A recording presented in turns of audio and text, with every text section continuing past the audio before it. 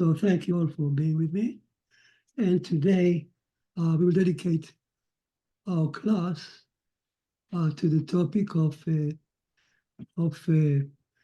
flesh with his blood, its soul in his blood, you shall not eat. That's the prohibition of eating an living organ from a living animal, prohibition given to Noah. So that's our topic today. And we will touch the question of what is a stance of the Torah regards to killing of animal, and what is the stance of the Torah in regard to vegetarianism. So that's the topic of today. So let's read the verse. It's a prohibition given in a Rainbow Covenant, and I'll read it to you. There are two lines. I think I have a slide for that. Let me see if I can find a slide.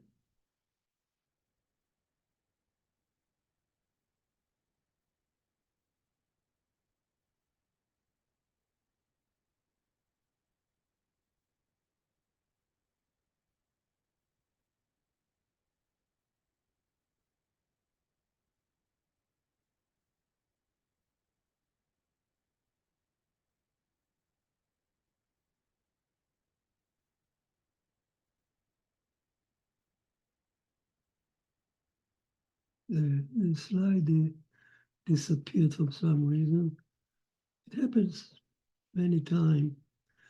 So anyhow, the slide, the verse says, and I read it for you, that's from the Rainbow Covenant. It says, where is it? To be exact, it's chapter 9,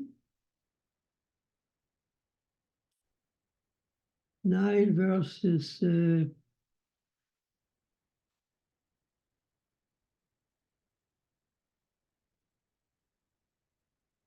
verses 4, 3, and 4. And it says, every moving creature that is alive to you will be eaten by you as a vegetable of the field. I have given it to you. So first verse allow the killing of the animals for its flesh.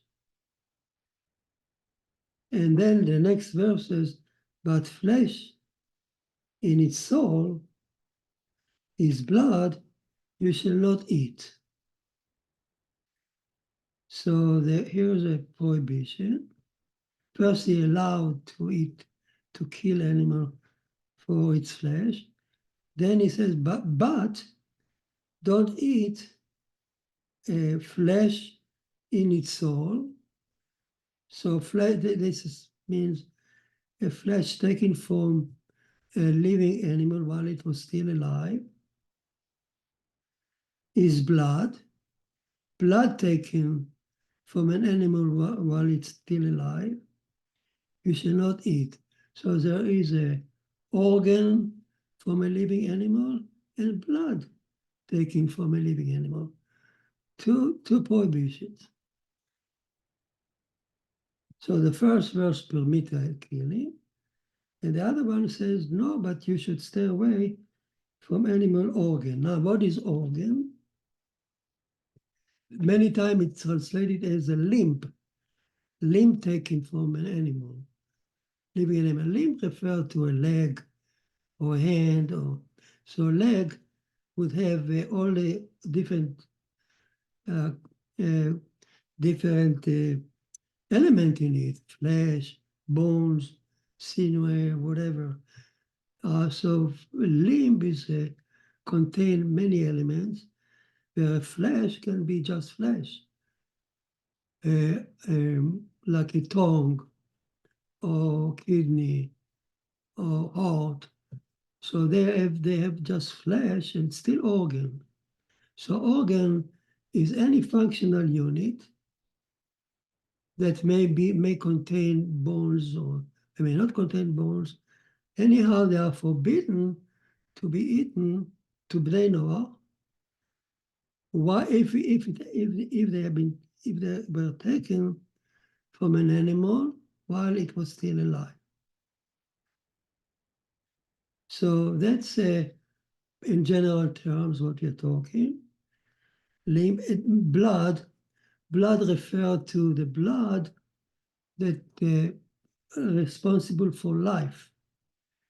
So the Talmud says it's only blood that's in the circulation. You know, if it's rain, people die right away, the animal will die right away. Blood that are soaked inside the organ may not be so important for the immediate life.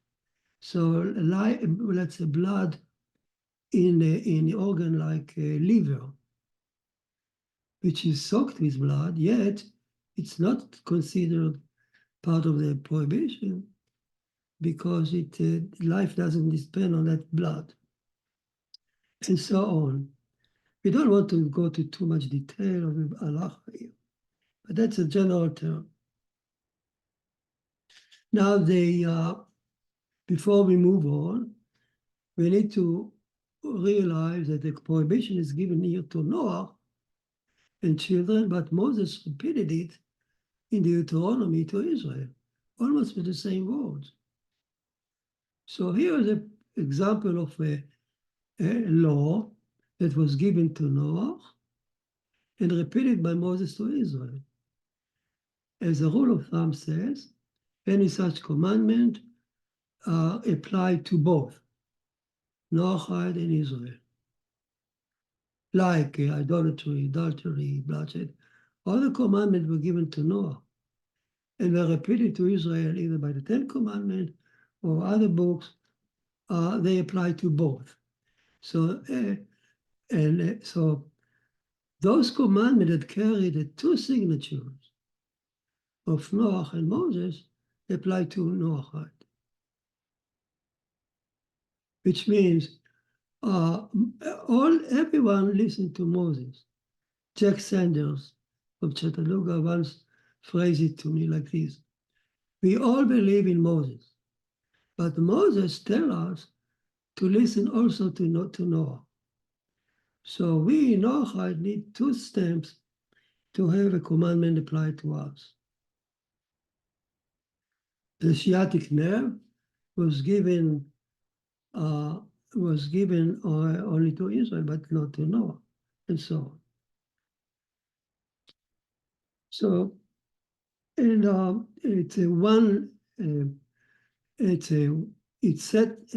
this commandment set the Noahide apart from the previous generations that were obligated only by 6 until Noah came and the flood came and this prohibition came. All the previous generation were under 6 commandment of Adam.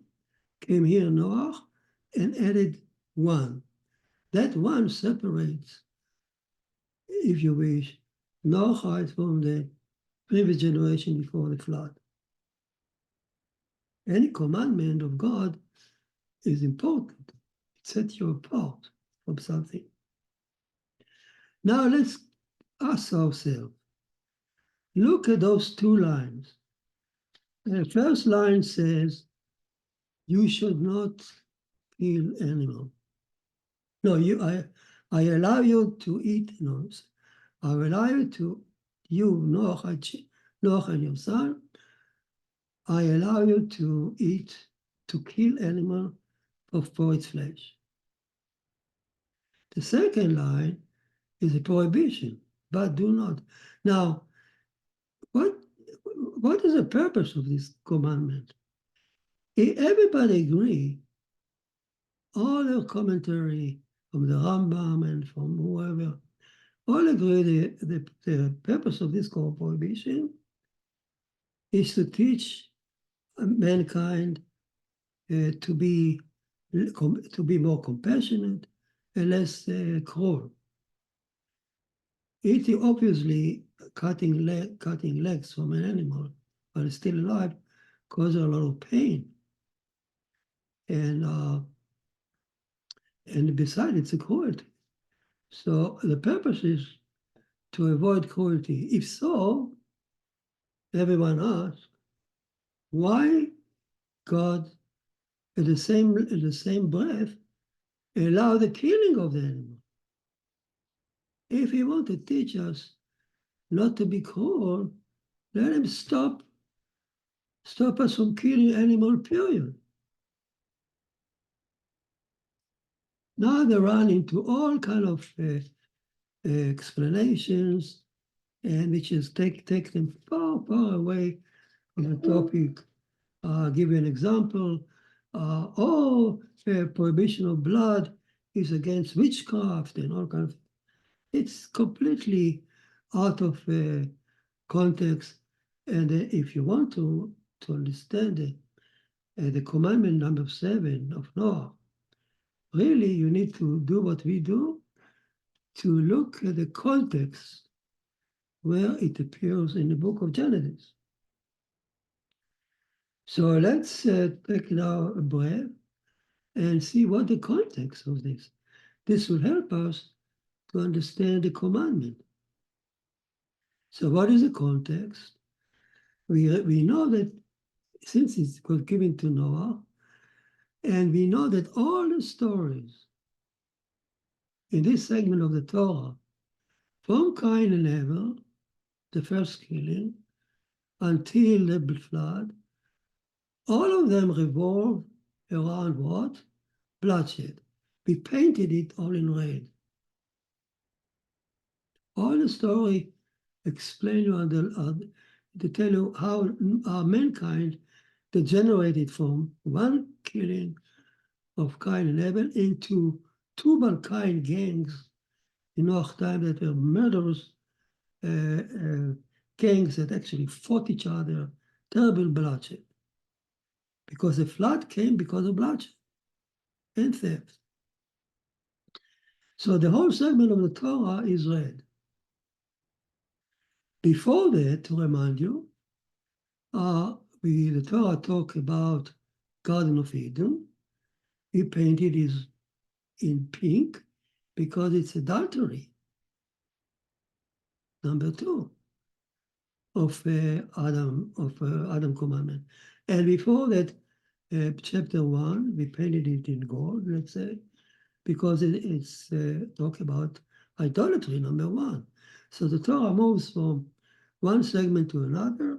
So where are we now in this commandment of 7? Within the segment of the Torah that deals with bloodshed. So that's a general, that's a general context, and it's rule out witchcraft and all kind of reasons that people put for those prohibitions. Has nothing to do with that. It's part of the struggle against witchcraft, against bloodshed. That's set the whole debate down forever. So that the topic is the bloodshed and how to avoid it. Now, let's focus a little bit more. So the prohibition here is given to Noah after the flood, to remind you the context, which is very important to understand the prohibition. After the flood, Noah refused to go out and procreate, and start civilization again. He said to himself, why should I bring children if bloodshed will return and the flood will return? Why? Because he thought to himself, look, blood, when he looked at his own generation, he saw that the reason the bloodshed came, whatever philosophy you hold, either you believe in mercy, like Enoch, even if you believe in Allah or al-Din and hard justice, like kind children, whatever your philosophy is, the bottom line is that you end up with bloodshed. So everything else is just superficial. The reason for war and rivalry between men and men, and a horrible bloodshed come, is not the superficial belief of civilization. It's just the animalistic, bloodthirsty heart that we have, that we carry from evolution, if you want. This is our natural, animalistic nature that pop up and hit us again and again. Look at Ukraine, look today at Hamas. Who could have thought that war is even possible in Europe after WW2? Yet people are dying. Oh, they can explain it with this philosophy or that philosophy, empire, this, NATO. That's garbage. It's a mankind heart, bloodthirsty heart that pushes us to kill, fascinated to kill. That's what Noah thought. And if so, we are doomed. I'm not going to procreate. And why should I bring the children to the world? Yet Elohim told him, go out and procreate. So he couldn't ignore it. But he exited from Ararat, went down by foot to Mount Moriah. There he identified to his children the remnant of the first murder. Cain murdered Abel in Mount Moriah. So he re-erected the altar and he offered the first burnt offering, where you stand before God not speaking a word. Noah wasn't a speaker. He was not orator like Enoch was. He simply stood there and says, as you stand, when you bring burnt offering elevation, you don't speak a word. God, this is what I am. You know my heart. You know my bloodthirsty heart. You know that my children will commit again bloodshed because we have such a bloodthirsty heart that you made it. So here I am, but I beg you, and I'm telling you, God, now he's a different Noah now. He's a Noah that put condition to God. Prior to that, he was walking Elohim ways. He was a righteous person. Torah says he listened to Elohim without hesitation. You stand before God, but not only petition, but demanding, wait a minute, I will not procreate silently without a word, just his heart. Remember, burnt offering, you offer to God even rejection, even thought of rebellion, even thought of idol worshiping. We learn it in Parshat Vayikra. And no, that's what he's doing. I'm not ashamed. This is me. I'm a petition to you. You made me like this. And I am not going to listen to you, God. I'm not going to procreate. I have a free will. Free will is a paramount element in burnt offering. You remember, you compare your free will to God's free will. And my free will is that I will not procreate. unless I see what? Two changes. I see, you promised me there will be a change in human heart, that we will come out of that animalistic heart, and you will be more compassionate and less bloodthirsty. Promise me there's a chance that we will come out of that trap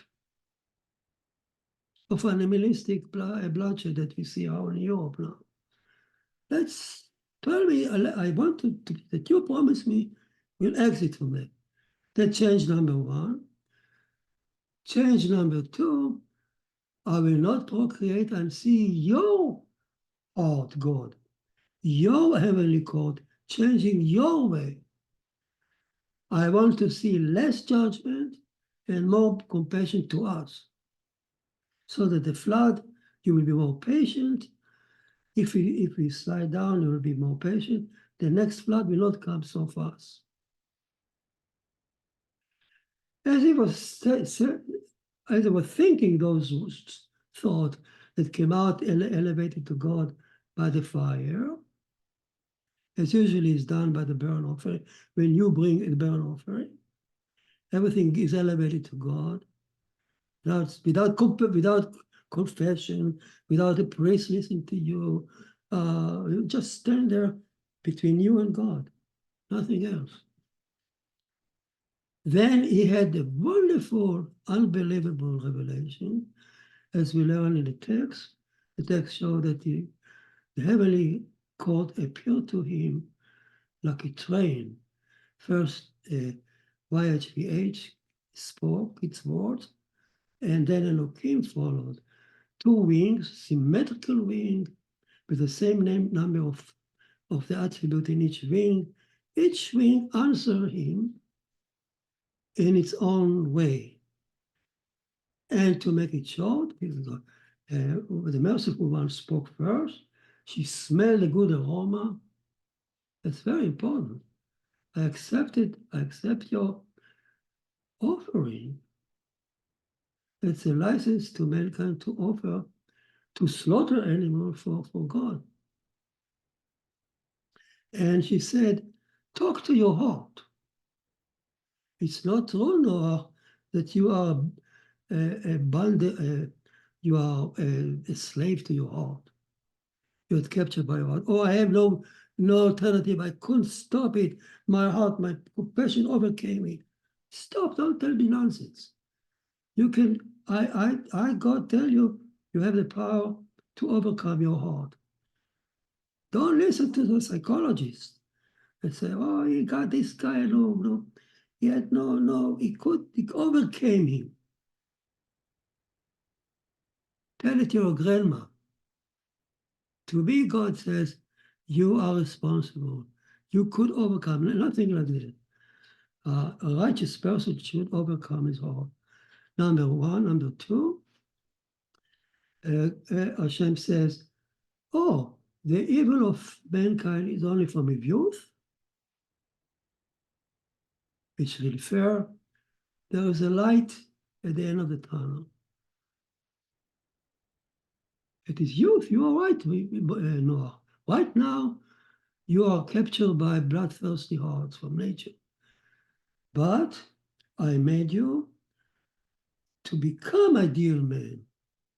Let us make Adam the ideal man in the future. So Adam should improve himself. That's our charge, to be less animalistic and more invite more Shekhinah in our heart, to become less bloodthirsty. It's all in your heart.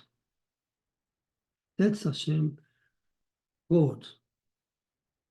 Now come the next strain of Elohim speaking, so to speak.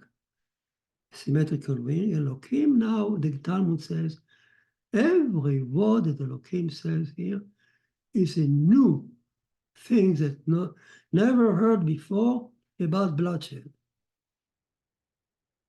Chidush. Everything here is chidush, a new thing that separates Noah's children from the previous generation. Chidush. new things. And the first thing, new things that Elohim says, all of that is about law. Elohim will not talk about the heart or the future heart. Elohim talk about the law, and all the laws of bloodshed are new, and inferring that Adam will follow them, it will help him to overcome, to change his bloodthirsty heart. So the first law that Elohim said, Elohim words are divided between, first he speak about killing. All of them is about bloodshed. Elohim first devote his words to killing animals, the relationship between man and animals. Then he follow the new laws about bloodshed between man and man. And where is the seventh commandment listed? In the section between man and animals.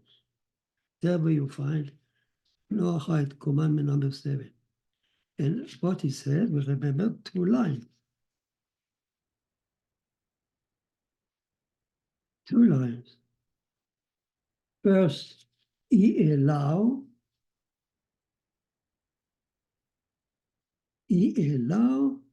the animals, may he allow Adam to kill, he allow Noah and his sons to kill the animals. Wait a second. It's a new thing, which infer that before that, he did not allow mankind to kill animals. If this line is a new thing that he allowed, it means that until now, he did not allow. So mankind was vegetarian until this time. Indeed, if you look at the end of chapter 1, at the very end, when Elohim make Adam in his image, and it says, Elohim said, behold, I'm quoting you from chapter 1, about Adam. Elohim said, behold, I have given you all the grass that sows seeds, which is in the whole world, and all the tree in which the fruit of the seed sows the seed for you to will be eaten. So it's complicated style, but in essence, Elohim says to Adam, that's in chapter 1, you and animals share the same food, vegetations, fruits, and that's it. No killing. So Rashi explained right there on the spot, he did not allow Adam to kill a creature and eat its flesh. Only every herb, vegetable, he will eat with eaten together Adam and animals. And when Noah's sons came, he allowed them eating meat. Here's the whole story. So according to Rashi, which written 1,000 years ago, and it culminates all the midrashim were written 1,000 years before Rashi. The official stance of Judaism is that before the flood, Adam, since creation, Adam and the first generation until now were forbidden to eat meat. Certainly not to kill animals, and not to eat even dead animals, according to Rashi. No meat. Pure vegetarianism.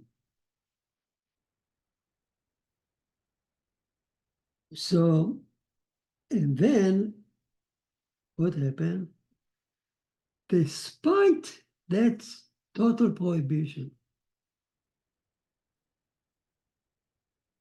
mankind degenerated from murder to murder. Cain and Abel to finally Tubal Cain. Wars, bloodshed, mugging, killing in the street, in the homes. So all that while being vegetarian. So it shows that being vegetarian will not help you to cure your bloodthirsty heart. It's very superficial. Look who was the first murderer. Wasn't it Cain who brought God fruits? Okay. So it's a failure of vegetarianism to change the human heart. If so, let's continue the line of thinking. Elohim saw now that seeing that mankind have failed so much, and Noah offered him sacrifices, which he actually expressed by killing of animals. So Elohim says, I consent to you. I consent to your natural bloodthirsty heart to status. I know that you don't meet my criteria, my expectation. And I consent, I allow you to kill animal without me charging you and paying with your life. Because in nature, animal kill to be eaten, kill and be eaten, kill only to be eaten. Animal are engaged in the killing cycles, but they pay the due. Elohim is there very particular, demanding the blood of any animal from another animal. The cycle of justice is seen in nature all the time, in that sense. Elohim is particular in nature, demanding the blood. But Elohim says, Noah, you know what? I consent to you. I will live. You ask me to be less judgmental. Here I am. I will not judge you harshly if you kill animal for eating, for food. Yeah, I agree. I will be less, as you ask, I will be less judgmental, but on a condition that you don't eat organ torn from animals, from living animals. So again, this is a concession of Elohim to Noah. Like what? Like, let's say, a golden calf. A golden calf, Elohim, Ben Hashem, took out Israel from Egypt. He gave him the Torah. It was supposed to be completely spiritual, as Jeremiah said. But seeing the golden calf, seeing the nature of Israel as any other nation that are in that culture, they cannot escape the something tangible and sacrifice. So Hashem says, fine, I consent to you. You can kill, you can approach me by sacrifices, but only in my temple, only in my way, only in limited way. The same thing here. I consent to you, Noah. You are right. You have bloodthirsty heart, and I will not fight you. I will be less judgmental. I will not condemn you. I will not fight you. I will not punish you. if you kill if you kill animals, provided that you stay away from torturing them. Now, so we understand that part. Noach was successful. He asked for less judgmental, Elohim to be less judgmental. He received it. What about more mercy? Then this is reflected in what Elohim says, the next line. Do not torture animal, do not eat anything that was taken from animal in life, causing her some pain, so much pain and suffering.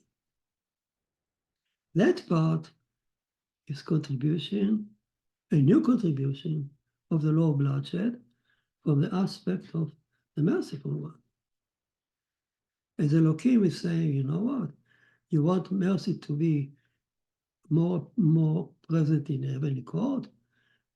You should merit it. Show her that you yourself are more compassionate. Show her that you don't torture animals. Certainly, you're not talking about man to man. We're talking about man to animals. So show her that you are in her line. Don't eat, don't consume organ, liver, taken from a living animal. If you do so, you comply with her expectation from you, and she will look at you favorably, and you will have more of her input in the heavenly court. As a result, the Rabbi said, the new heavenly court appeared to Noah less judgmental and more merciful one, and then the rainbow appeared in the sky. What is the meaning of the rainbow? They said the rainbow said that the old heavenly court is above the rainbow. The new heavenly court is below the rainbow. That's the meaning of the rainbow.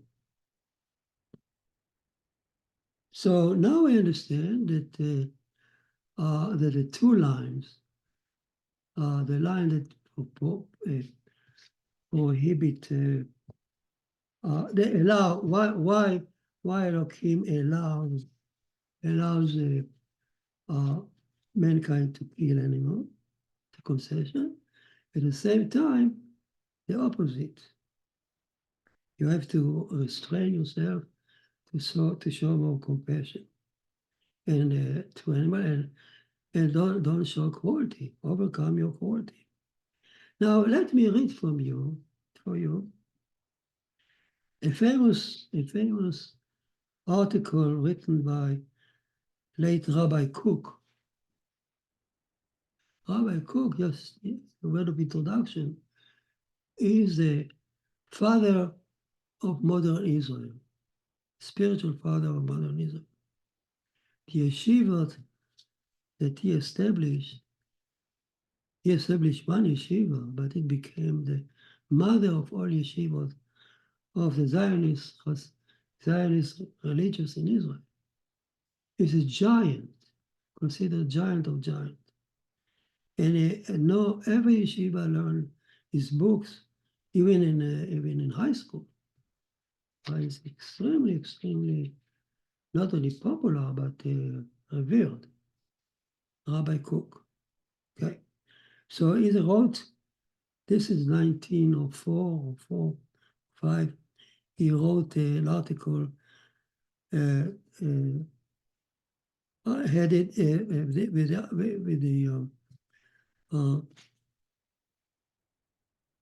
with the title of Vegetarianism and Peace. Now, a quote for you, it's a long article, but I'm just quoting, explaining segment of it. Rabbi Cook says, vegetarianism is an ideal state of mankind, as told by Hashem to Adam after he appeared on earth.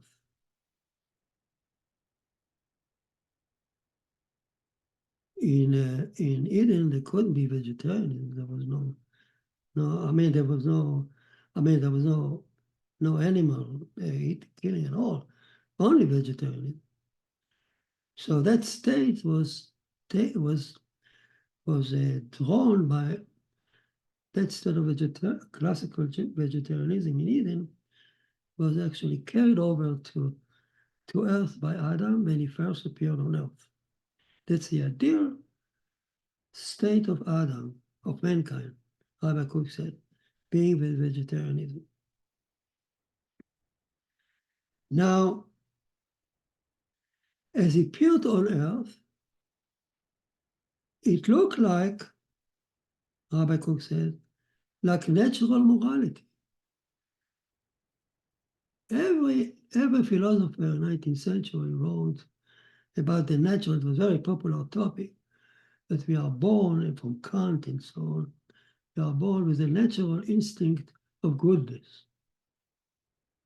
And we all despise or reject or look down and kill all mankind. It's like our natural good moral instinct.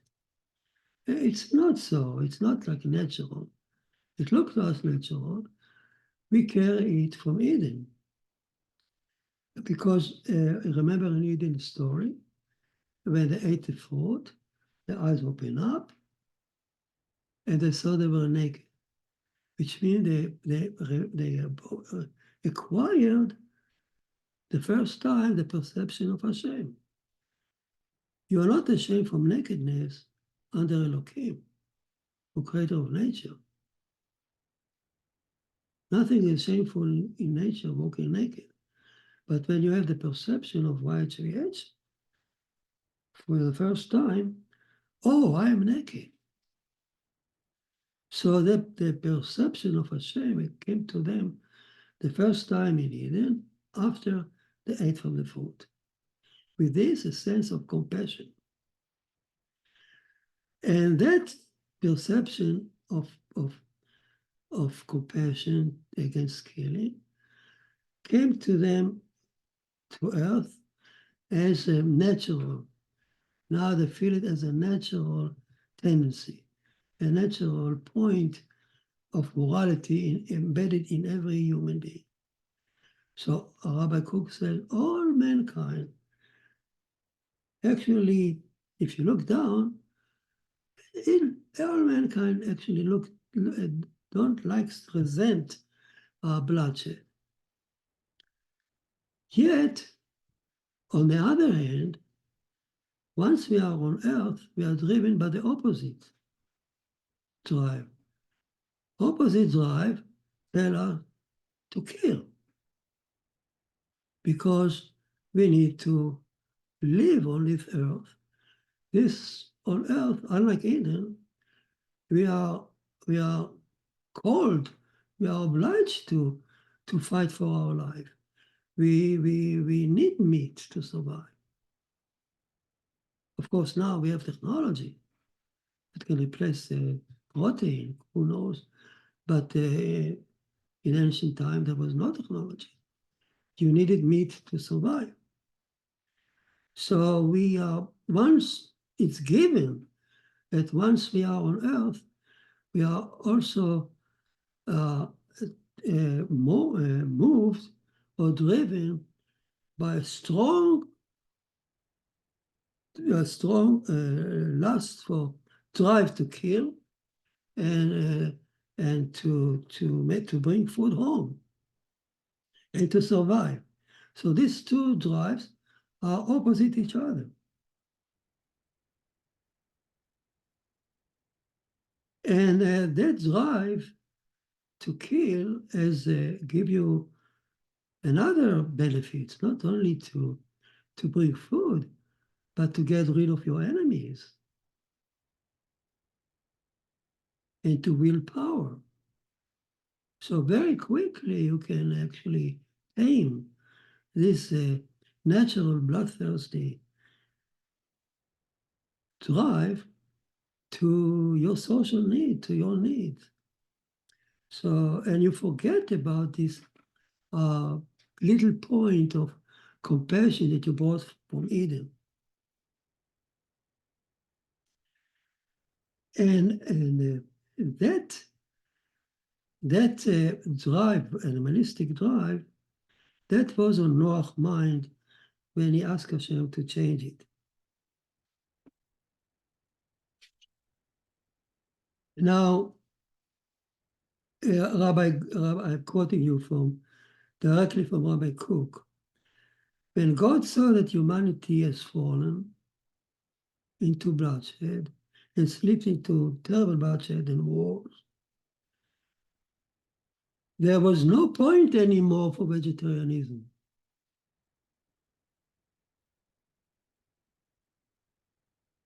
Actually, he says it's ridiculous to care about animals while killing human all over the world. No point. It's ridiculous to be a vegetarian and to care about the animals while hundreds of thousands, maybe millions, are dying all over the world from man to man. So first, that's why Hashem said vegetarianism there is no room for vegetarianism here anymore. It's ridiculous. You can eat if you kill man, you're allowed to. You can also kill animals, but don't torture them. So it means it's a fake righteousness. If you keep Adam morality or being vegetarian, and you pretend to be like Adam while you engage in terrible war. So first, bring peace on earth. Then elevate yourself and adopt vegetarianism. That's Rabbi Cook's famous article. And I'm looking back on chapter 1, a point at the end of chapter 1, Genesis, the same verse that we just read, that he created Adam, and then he told Adam, you should eat all the vegetables in the world, like animals. And then he said, and Elohim saw everything he has created, and look, it was very good. And the Sabbath came. It looked like chapter 1 put vegetarianism just before entering the Sabbath. And that supports Rabbi Cook's premise. One day, we will overcome our bloodthirsty heart, man to man. And then we will merit going back to Adam values of being vegetarian and not killing even animals. Then we can call ourselves very good and qualified to enter the Sabbath. So that's, you see, all that inputs, all that information came up to us only when you look where the verse appear, what context, what color it is, and when you realize all that, suddenly the prohibition take a life of its own and become like something giant giant message that really important to talk about. All right, that's any question for me today?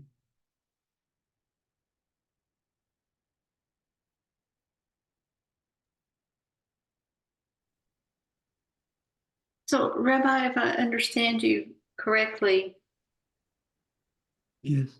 not it's I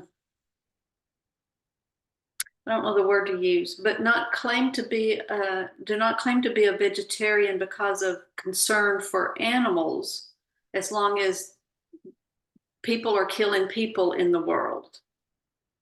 It looks ridiculous, he says.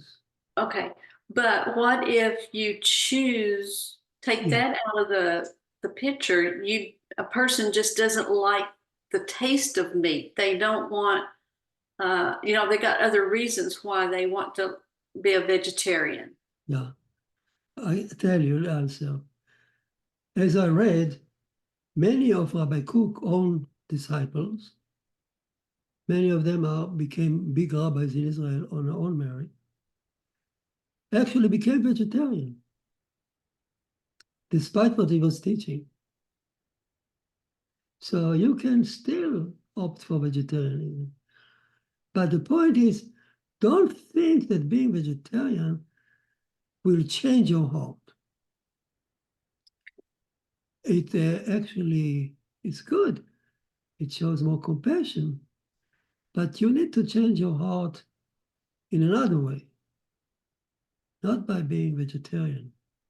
Because all the generation, 10 generations from Adam to Noah, failed. So you see, you can take upon yourself vegetarianism, nothing wrong with that, but not thinking that I will change the world and I will change myself. Mankind will be more compassionate by being vegetarian. Yeah, you can adopt as many of his own disciples. But he's speaking about mankind, about as a mankind as a whole adopt vegetarianism as we approve ourselves and approach the Sabbath. And as long there is no peace on earth, it looks quite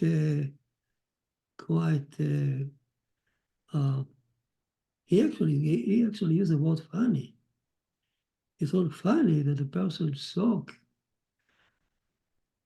careful, keen about not about the taste or whatever, but about not killing animals, while the TV shows wars and killing and Hamas and all that in Ukraine, and you are vegetarian.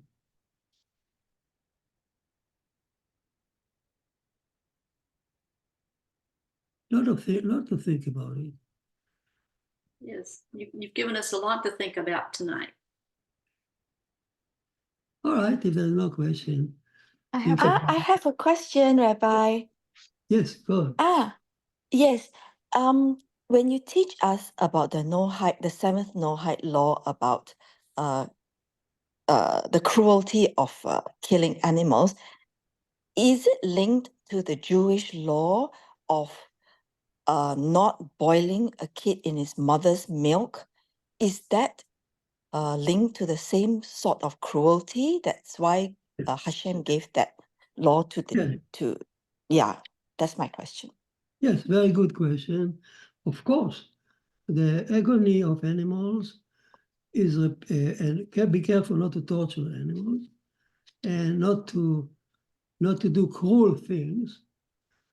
Is also repeated in other commandments, like meat and milk, and not killing a cow and her son, or an oxen and a son. By the way, thank you for reminding me.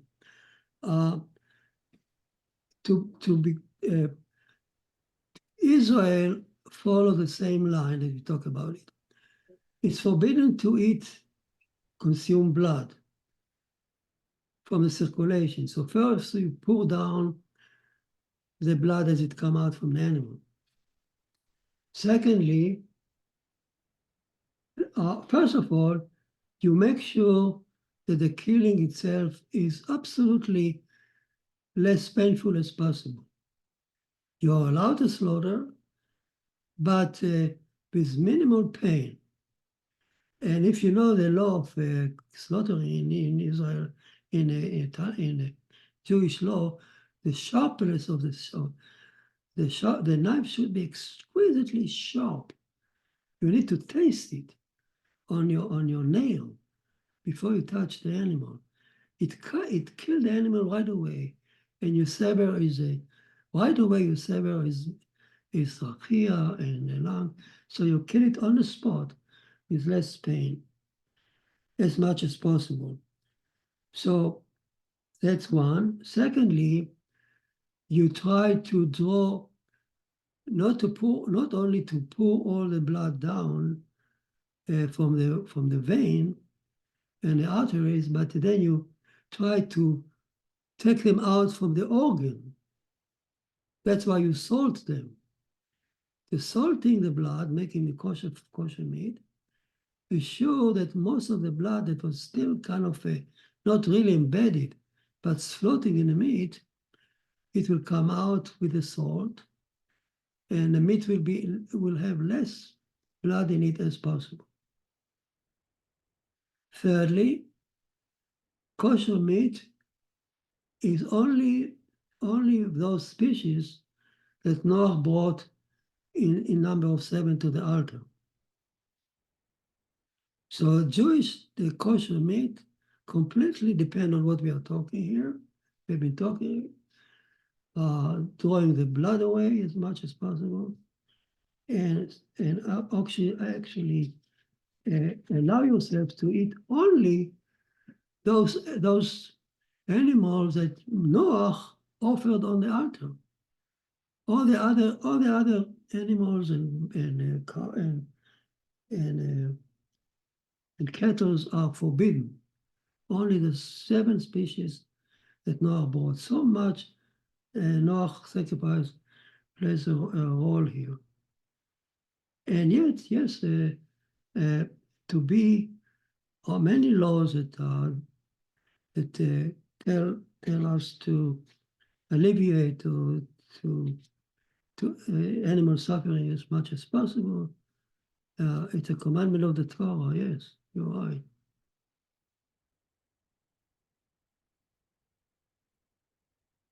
Any other question? Yes, Rabbi, I have a question. You had said that originally mankind was vegetarian and we shared the same food as the animals did. Yeah. So my question is, were all the animals vegetarian too? There were no carnivores back Good then? question. You asked me an excellent question, Nancy, because animals do consume each other. But here, what the verse is saying, mankind is set apart. You are certainly not like animals who consume each other. You are like those animals, creatures that depend on vegetables. So you share with those animals the same food. But you certainly don't prey on other animals. According to Rashi, in this verse, he forbid Adam to take the life of an animal and to eat it, to consume it. So that's chapter 1, according to Rashi. So obviously there were animals will prey. The evolution is full of that, animal killing each other. But Adam is born with the prohibition, telling him the prohibition, you are to share the food only with creatures that eat food. You stay away from being animalistic. Animal. Yeah. All right. Yes, thank you. So that's the sheet. That's a Rashi and all this classical explanation of the segment. There are other. I want to tell you that there are other. She taught other classes of Torah teaching that teaches in different approach, but I selected here what is customary, the Rashi, the basic, and Rabbi Cook. This is the basic teaching that I selected here. I didn't want to confuse and to introduce other explanation, but this is the basic classical for thousands of years teaching here. All right. If not, have a good week, think about it, and eat good food, and see you next week. Bye. Thank you. Good night. Thank you, Rabbi. Thank you,